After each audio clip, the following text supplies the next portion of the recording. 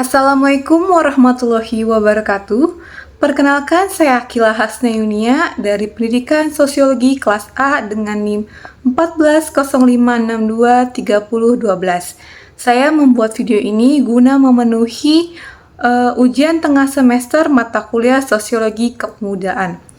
Judul atau tema yang saya ambil adalah fenomena flexing atau budaya pamer yang tengah viral di kalangan pemuda. Pernah kamu merasa hidup kamu gak cukup keren hanya karena melihat orang lain di media sosial? Orang-orang seumuran kamu itu pamer mobil mewah, liburan ke luar negeri, bahkan punya barang bermerek atau juga gadget terbaru.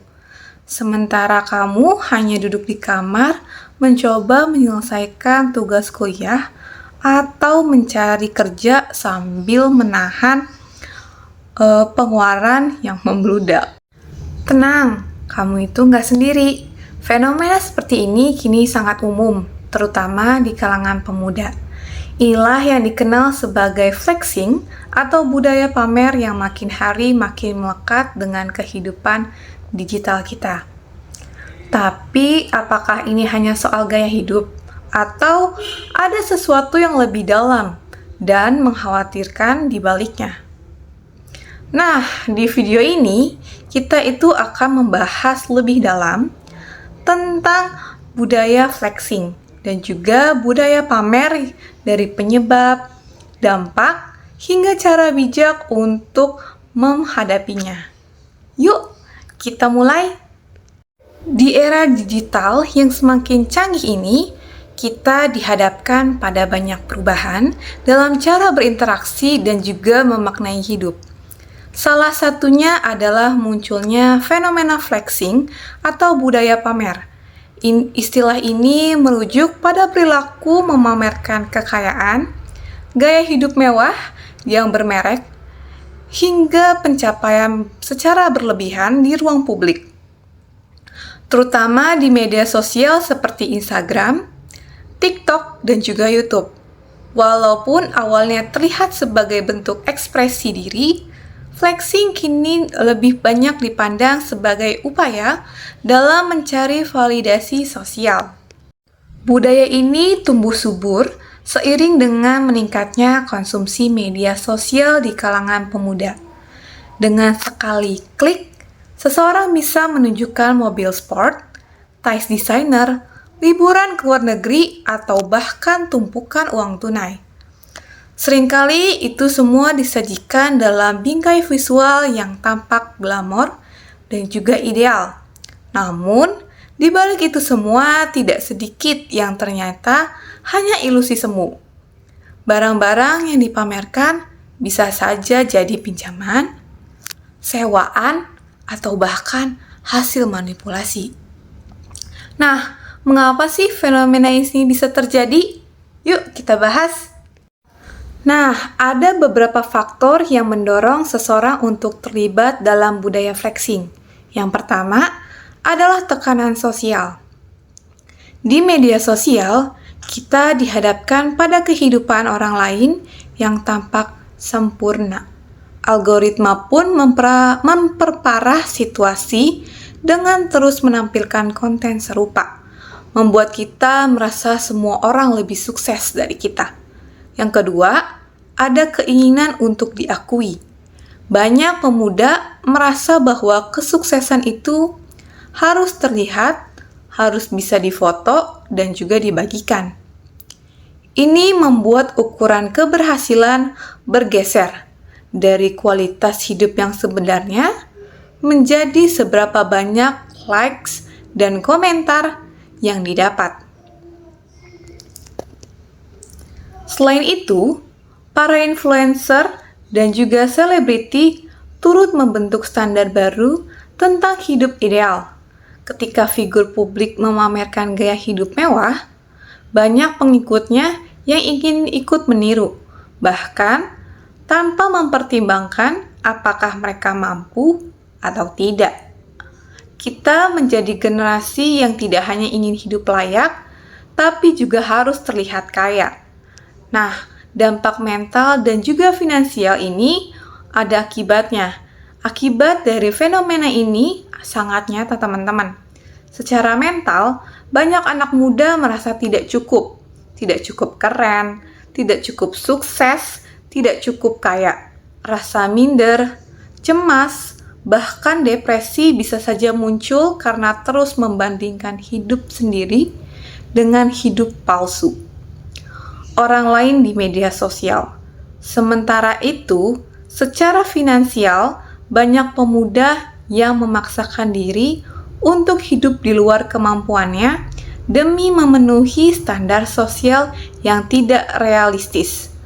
Mereka membeli barang mahal dengan cicilan, menggunakan kartu kredit untuk berbelanja impulsif, atau bahkan berbohong demi terlihat wah. Salah satu contoh nyata adalah kasus seseorang pemuda yang pernah viral di TikTok karena memamerkan mobil mewahnya dan juga tumpukan uang. Belakangan ini diketahui bahwa semua itu hanya disewa untuk keperluan konten.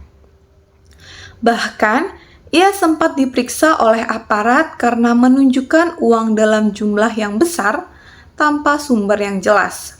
Nah, contoh lainnya, tidak sedikit mahasiswa yang memaksa membeli ponsel terbaru hanya karena tidak ingin dianggap ketinggalan zaman oleh teman-temannya. Padahal, kebutuhan kuliah seperti buku atau biaya praktik justru diabaikan. Nah, yang lebih mengkhawatirkan lagi, fenomena ini menciptakan masyarakat yang lebih menghargai tampilan daripada esensi. Kita cenderung menilai seseorang dari apa yang mereka tampilkan, bukan dari siapa mereka sebenarnya. Nilai-nilai seperti kerja keras, kejujuran, dan juga kesederhanaan pun perlahan tergeser. Solusi dan upaya dalam mengatasi budaya flexing. Nah, untuk menekankan budaya ini dibutuhkan usaha dari berbagai pihak. Yang pertama adalah dari individu sendiri. Penting untuk menumbuhkan kesadaran bahwa media sosial tidak selalu mencerminkan kenyataannya. Kita harus belajar hidup apa adanya, bersyukur atas proses, dan juga tidak menjadikan media sosial sebagai tolak ukur kebahagiaan. Edukasi literasi digital juga sangat dipentingkan. Pemuda perlu dibekali kemampuan untuk memilih konten, mengenali mana yang otentik dan mana yang hanya pencitraan. Literasi keuangan pun harus ditingkatkan. Banyak pemuda yang tidak paham cara mengelola uang, akibatnya mereka mudah tergoda oleh gaya hidup yang konsumtif. Kedua, peran keluarga juga sangat besar. Keluarga adalah tempat pertama dan utama dalam menanamkan nilai hidup. Orang tua harus memberikan contoh nyata tentang pentingnya integritas, kerja keras, dan juga hidup sederhana. Alih-alih ikut mendorong anaknya untuk ikut tampil wah, akan lebih bijak jika mereka menanamkan nilai keberhasilan yang lebih bermakna.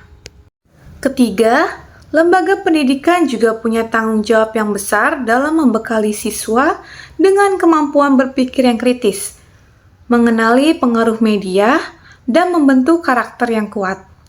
Kurikulum pendidikan harus mencakup pendidikan karakter dan juga keuangan, serta ruang diskusi yang terbuka tentang realitas digital. Dan yang keempat, media sosial itu sendiri bisa diarahkan untuk hal yang lebih positif. Banyak kreator konten yang mulai berani menunjukkan realitas kehidupan secara jujur, membagikan perjuangan, kegagalan, bahkan kesederhanaan. Konten semacam ini harus didukung dan diberikan ruang yang lebih besar. Flexing hanyalah gejala dari sesuatu yang lebih dalam, yaitu krisis identitas dan haus akan pengakuan. Ketika kita merasa tidak cukup hanya menjadi diri sendiri, maka kita akan terus mengejar hal-hal yang sebenarnya tidak kita butuhkan. Maka dari itu, penting bagi kita semua terutama generasi muda, untuk berhenti membandingkan hidup dengan versi ideal orang lain di media sosial. Hidup bukanlah tentang seberapa mewah tampilan kita, tetapi tentang bagaimana kita tumbuh, belajar, dan memberikan dampak. Dengan membangun kesadaran dan menanam nilai-nilai hidup yang sehat, kita bisa menciptakan generasi yang tidak hanya cerdas dan juga sukses, tetapi juga rendah hati dan bijak dalam menghadapi arus zaman.